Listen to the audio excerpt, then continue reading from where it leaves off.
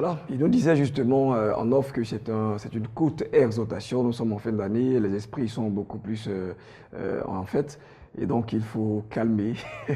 Il faut donner des thèmes très simples et pour rendre la vie agréable à ces différents téléspectateurs. Bonjour. Bonjour Blessing. Pasteur Victor Kwasi. Effectivement. Bienvenue. Merci beaucoup. Content. Alors, merci.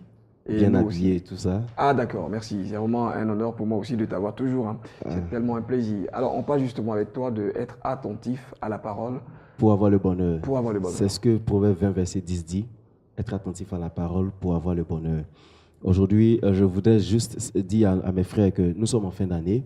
Et généralement, nous entendons bilan, réflexion. Et la Bible dit dans Proverbe que celui qui réfléchit sur les choses obtient le bonheur. Il est temps pour nous de réfléchir. Et ce matin, j'ai juste voulu attirer l'attention des gens. Leur dit que la parole, ce n'est pas seulement vocal, c'est ce que nous disent les actions, les activités que nous avons traversées, les erreurs que nous avons commises durant toute l'année 2017. Et j'ai dit quelque chose l'année passée, en entrant en 2017, je leur ai dit, une année ne change pas la vie de quelqu'un. C'est clair.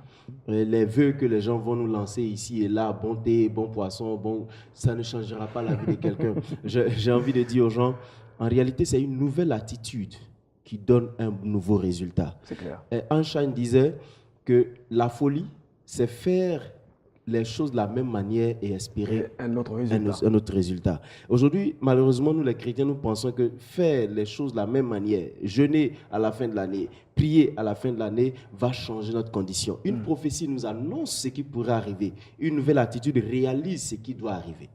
Super. Alors, les gens doivent recevoir les prophéties de fin d'année et doivent changer d'attitude. L'année passée, il disait comme ça, au lieu de souhaiter un nouvel an aux gens, souhaitons-leur un nouvel élan.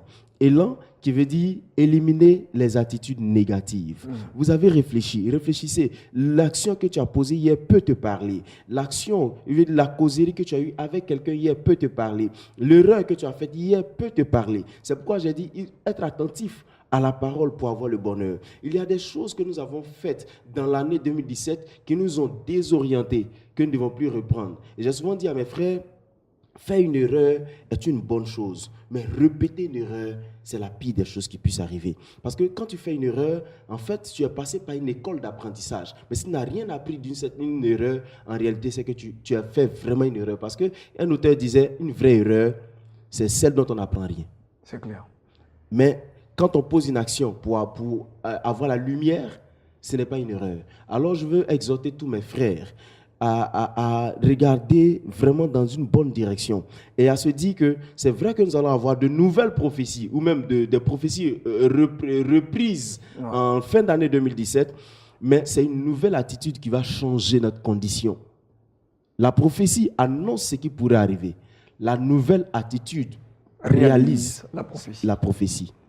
Merci justement pour cette chute, révérend pasteur Victor Kwasi. C'était toujours un plaisir de t'avoir. C'est tellement intéressant de t'écouter si religieusement qu'on n'a même pas envie de te partir. Mais comme tu le constates dans le studio, il y a donc des invités, vraiment ils sont nombreux.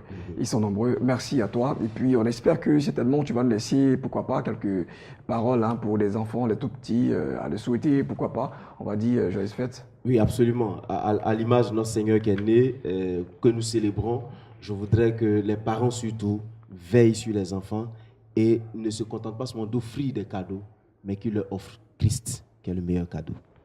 Merci. C'est donc avec cette leçon, ce message, que nous allons partir vous inviter dans le cadre de Espace Annonce.